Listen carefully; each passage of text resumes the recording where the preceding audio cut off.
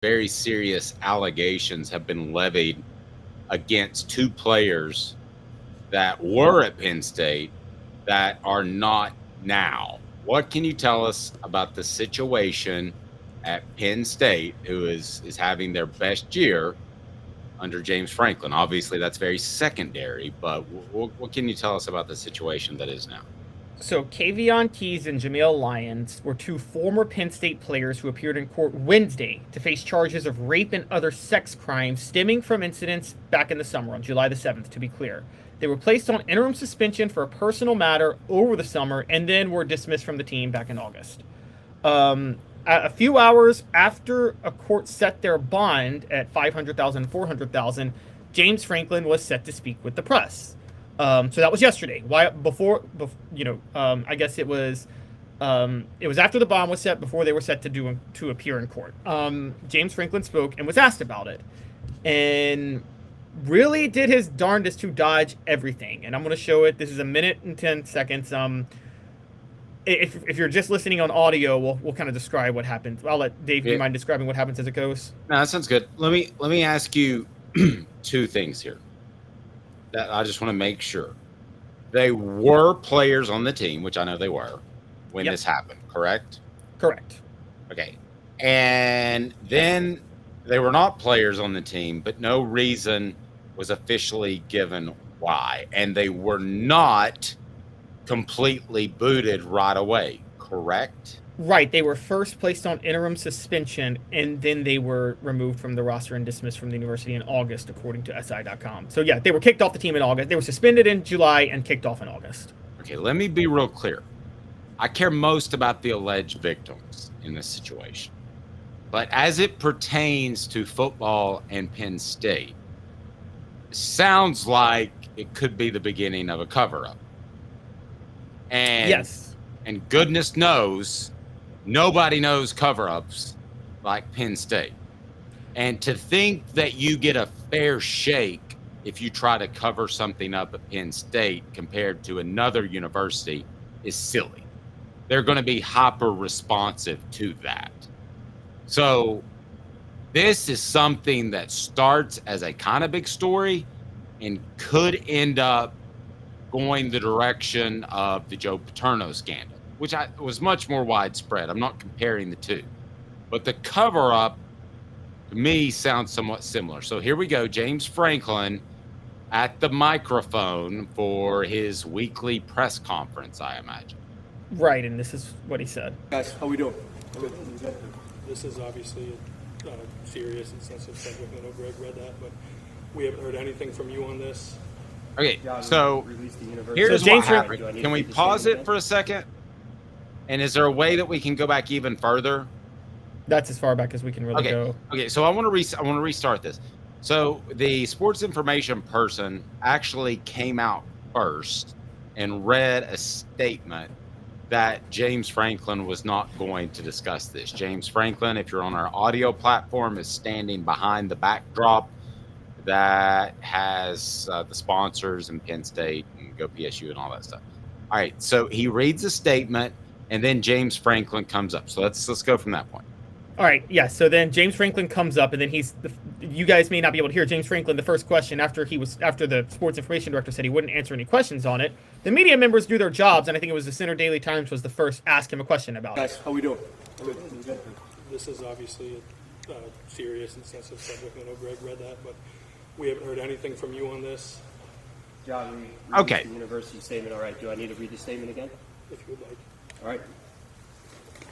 And they're going to come read the statement real quick. And regarding the two former Penn State football players, we released a statement yesterday, and our program and athletic department will have no further comment. If you need the statement, please reach out to me or Chris. So now James Franklin comes back to the podium real quick. Okay. This isn't going to go much better. Any questions? James, at what point in the summer were you aware that these guys were not going to go? He's asked and he walks away again. Guys, the university already released a statement. If you need the statement, reach out to me or Chris. We'll have no further comment. And then... Okay, I feel a little bit sorry for that guy. He's put in a tough position. But he ultimately needs to be in another line of work if he's going to get defensive about that. because it's the reporter's job. He's not the reporter's boss. It's the reporter's job to ask that question.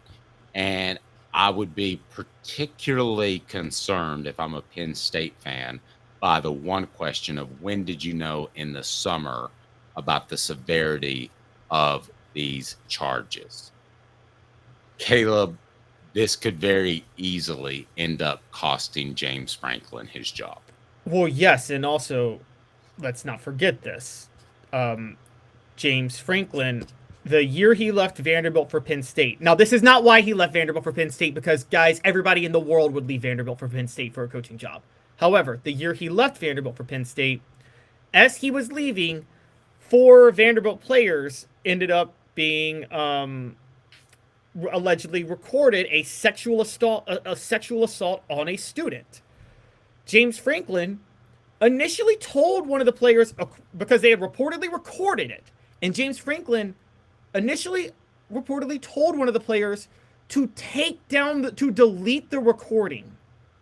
Then he testified via Skype during a pretrial hearing for the charges that he gave players the impression he had seen the video to emphasize the seriousness of that situation. This is back in 2014. He said, "I spoke as if I had seen the video because I was angry and upset and didn't want to water down the message to them." So that's a really weird thing to say, I gave them the impression that I saw the video and then told them to take it down. What? And Yeah, that was 10 years ago. You have 2 things going against you if you're James Franklin. You have a history of perhaps covering a similar allegation. Of at least suspiciously handling it. Yes. And you're at Penn State. Which that would be like paying players in the 90s at SMU, right? I mean, that's the one place you wouldn't do that. That'd be like O.J. Simpson becoming head coach at Florida. Sorry. Or O.J. Simpson becoming the head investigator, which he said he was looking for those murders. He never found them. Well, that's because they the trumped up charges against him and sent him to prison for 10 years. If we didn't send him to prison for 10 years, he may have found the killer. But yes, that's I'm sorry. This is I think there could be a lot more. Now, I'm going to defend James Franklin just in this regard. I do think when an accusation comes up like this, you suspend first and you let the legal process play out no matter how serious the charges are. But the fact that he dismissed in August leads me to believe the one thing I'll say that could have happened is he suspended, waited for more information, and then he found some information that's like, I got to dismiss him from the team. It's really bad. And maybe the reason he's not speaking to the press is because he's about to have to testify at some point. That's all possible. True. Now, can we be fair for a second to, and again, please, those that are listening, especially females out there in particular, know that I take this very seriously. I also have been around football long enough where I know that accusations can be levied against athletes because some people feel like they have leverage because the athletes are in the public eye. I think that happened in the A.J. Johnson situation. And for those that don't remember, he was a linebacker, probably would have played a few years in the NFL, been a good player, but his career was completely sidetracked because it took forever to determine his fate legally. So don't we need to be somewhat fair to the process? I mean, to me, I'm the Steve Spurrier type. You hit a woman, you do something like this, the allegations are pretty much enough. Unless I just know you and I've known you for 5 years and 4 years in recruiting, and I just can't believe it. 99 times out of 100, I'm booting you off the team for something like this. I'm not just suspending you indefinitely. Yes, I agree. I think what's worked well, and he did see to me I can't say James Franklin has handled any of this wrong yet. What's working against James Franklin is his past with Vanderbilt and, like you said, the Penn State past. Those 2 things. But now you could also see maybe that's working in his favor because, look, whatever you guys want to say, guys, just so you guys know, I was a local news reporter in Western Maryland when Penn State, the scandal broke. There were shadow campuses in southern Pennsylvania, which was part of the area that I covered in Western Maryland around that time, since it borders Pennsylvania. And the board of trustees saved that program and took all the hits from the cultish students that basically absolutely refused to believe that Joe Paterno did anything wrong. And the level of courage they took, firing everybody, getting these people indicted for perjury, They deserve a ton of credit for that, and I don't think they would let another cover-up happen because of that. No, and I think that's going to make the media extra aggressive, to be quite honest with you. Adam says, how big is this story right now, Dave? Are we just aware of something? Well, I'm just aware of it. Are we trying to burn the place down? I'm not trying to burn any place down, but I'm just telling you that, hey, listen to this too, okay? Suspended indefinitely, there's no real difference between kicking somebody off the team. I mean, if you remember, oh gosh, what was his name? Jeremy Banks kicked off the team? Well, no, but the defensive back from Miami, they got kicked off the team and came back. Oh, came back. Come on, you know. Oh, Demetrius Morley? Yes. Oh, yeah, that's right. Demetrius Morley got kicked off the team, and then he showed up at a practice. And I said, Demo, are you coming back? And he said, yeah, probably. And that was my quote. So you can kick them off the team to disassociate yourself and then bring them back. Yeah, absolutely. And it looks that's effectively a suspension, though. Just be like, you're not with the team right now, but I'm not making it a permanent thing. That's how I would go about this. Ashley says if it were Tennessee staff, they would burn it down. Believe that. I'm not exactly sure what you mean by that, but give me some clarification on that, Ashley. We're gonna change gears a little bit. Well, let me ask you, how would Josh Heupel handle this? I think he would boot the guys off his team. I think he would let the process play out. Look, I'm going to be fair here. We can't. It's not like Josh Heupel has the spick and span track record on this. He was offensive coordinator when the Joe Mixon thing happened in 2014. When Joe Whoa. No assistant coach has that say. I agree with you on that. You cannot throw an assistant coach under the bus.